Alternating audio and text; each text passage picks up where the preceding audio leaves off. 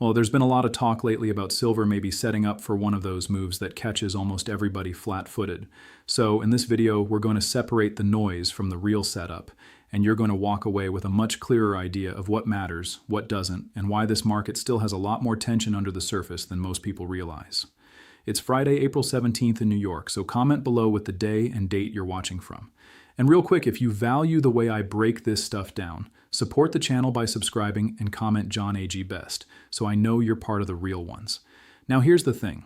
A lot of people hear the silver story and they instantly jump to the most dramatic version of it. They think vaults are empty, the paper market is about to explode tomorrow morning, and silver is just going to wake up at some impossible number. Maybe. But that's not actually the part I find most interesting. The more interesting part is that you do not need a cinematic market breakdown for silver to keep repricing higher. You just need a market that stays structurally tight for longer than most participants can tolerate. That's the part people miss. Based on recently published numbers, the silver market is still heading for another annual shortfall. Not the first one, not the second one. Another one in a streak that has already gone on for years. And when you keep pulling metal out of above-ground stockpiles year after year, eventually the conversation changes. It stops being about whether silver is useful. Everybody already knows silver is useful. The conversation becomes whether the system has enough slack left to absorb the next wave of buying without getting jumpy. That's why I keep coming back to the same point. Silver is not just a metal story right now, it's a pressure story. You've got one side of the market dealing with weaker demand in some old areas, sure. Solar thrift is real. Substitution is real. High prices do change behavior. I'm not here to pretend every industrial category is charging higher at the same time. That would be lazy analysis. But while one pocket cools off, another one warms up. Data centers are not going away. Artificial intelligence infrastructure is not going away. Electronics are not going away. Automotive electrification is not going away. So the demand picture is changing shape, not disappearing. And that matters because a market does not need perfect demand everywhere to stay tight. It just needs enough demand in the right places while supply stays stubborn. And supply has been stubborn. Mine output is still not the kind of thing you can magically crank up because the chart looks exciting. People talk about miners like there's a silver faucet somewhere and all somebody has to do is turn the handle. That's not how this works. New projects take years. Financing takes years. Permits take years. Construction takes years. And a big chunk of the silver that comes to market is tied to other metals anyway, which means silver doesn't always get to decide its own destiny. If the base metal side slows, silver feels it too. So even if prices stay elevated, that doesn't mean fresh supply arrives on demand. There's lag, there's friction, there's a pipeline problem. And that pipeline problem is one of the most bullish pieces of this whole puzzle. Now let me give you the counterpoint, because this is important. I do not think every inventory statistic automatically means the exchange is about to fold up like a lawn chair. I don't. Some people take one tightness metric, one chart, one warehouse number, and they immediately leap to total collapse. I think that's too simple.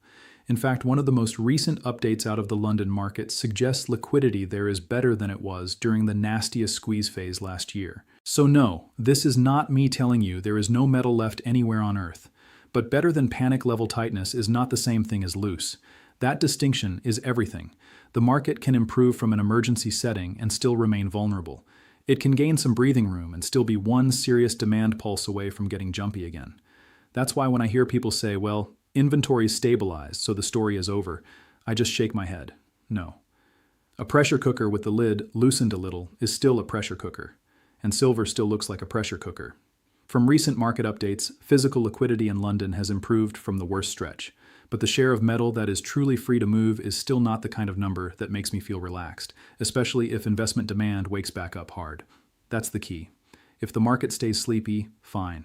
If it gets excited again, fine turns into not fine very quickly. And let's talk about that excitement, because this is where the story gets dangerous in a good way. Silver is still under-owned. I'm not talking about traders clicking buttons. I'm talking about meaningful ownership, actual conviction, actual metal, actual exposure that people intend to sit on. That group is still tiny compared with the broad investing public, which means the market doesn't need everybody to show up. It doesn't even need a crowd. It just needs a noticeable trickle of new buyers who decide they want a real position instead of a headline opinion.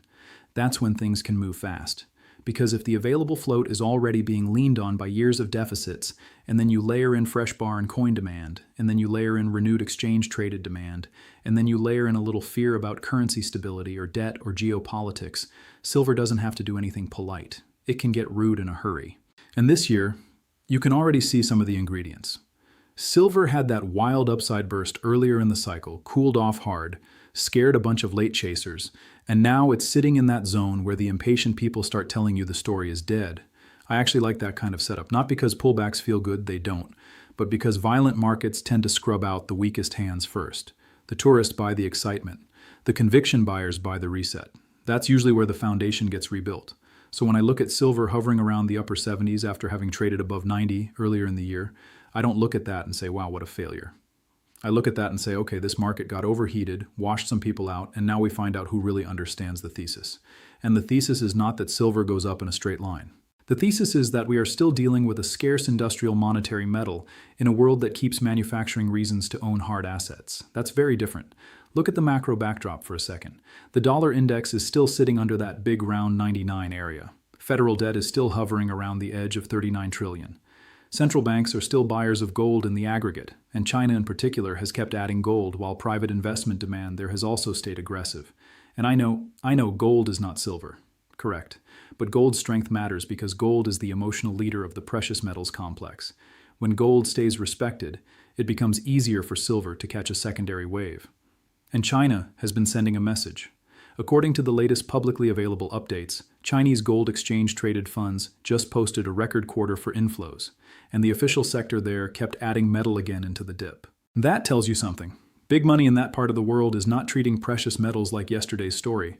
They are still accumulating. That's not bearish for silver, not even close. Then you've got India, and this is another piece people underestimate all the time. India is not just a side character in precious metals anymore. It is a major force. And here's what grabbed my attention this week. A delay in import authorization left tons of gold and silver temporarily jammed up at customs before the government finally cleared the list of banks allowed to bring metal in again. Now, why do I care about that? Because it reminds you how sensitive this market can be to bottlenecks. You don't need a Hollywood disaster. Sometimes a bureaucratic delay is enough to tighten nerves. And when a market is already tight, even small disruptions matter more than they should. That is the broader lesson. Now, I also want to say something about the giant price targets, because you've probably heard them. You've got silver targets that sound insane. You've got gold targets that sound even crazier. You've got ratio math, historical analogies, stock market comparisons, currency debasement models, all of it. And look, some of those frameworks are useful as thought exercises. They can show you that the upside in a true repricing event is much larger than people assume. But a scenario is not a promise. That's where I part ways with some of the louder voices. Just because a chart can justify some moonshot number does not mean the market owes us that number on any timetable we'd like. I'm bullish, very bullish. But I don't need to marry every extreme projection I hear. In fact, I think silver's case is stronger when you don't exaggerate it. When you simply say this market has been in repeated deficit, supply growth is slow, investor participation is still light, and macro conditions remain supportive, that is already a massive statement. You don't have to decorate it with fireworks every 5 minutes. The facts are loud enough, and one of the louder facts is this. Physical investment is expected to rebound while total supply is not exactly charging ahead. That combination matters. Even if overall demand isn't exploding across every category, a strong recovery in investment demand can still tighten the visible market in a hurry, especially if Western buyers come back stronger while India remains active and exchange-traded products start pulling more ounces again. That is how stress sneaks back in, not always through one giant dramatic event. Sometimes through accumulation, quietly at first, then all at once. And I think that possibility is being underestimated again. If you're successful, share your success story in the comments so others can stay motivated. Now let me zoom out, because this is the part that keeps me constructive even when silver gets smacked around for a week or two. Gold mostly gets stored. Silver gets used up in a way gold does not. That doesn't mean all silver vanishes forever, but it does mean silver is constantly getting pulled between investment demand and practical demand, between the vault and the factory, between the collector and the manufacturer. That dual identity is part of what makes silver so explosive when sentiment shifts. It's not just a shiny thing people hoard. It's a metal modern systems keep leaning on. And when you combine that with years of deficits, long development timelines, and a market structure that still has far more claims than instantly deliverable comfort, you get a setup where perception can change much faster than supply can respond. That's the asymmetry. That's what people are really buying when they buy silver with conviction. They are buying the idea that in a world full of printable promises, scarce useful things eventually get repriced. That's the bet. And I think it's still an intelligent bet. especially because silver still doesn't feel crowded. This is not one of those trades where everybody at the barbecue is already bragging about it. It's not one of those moments where every taxi driver, every neighbor, every cousin, every random account online is all in and euphoric. If anything, silver still frustrates people more than it excites them. And strangely enough, that's bullish, because real bubbles don't feel frustrating. They feel obvious. Silver still feels misunderstood, messy, and early. That is not what a finished move looks like. So where does that leave us? It leaves us in a market where the short term can stay wild, the headlines can stay dramatic, and the daily tape can absolutely make you question your sanity. But underneath all of that noise, the broader structure still looks supportive.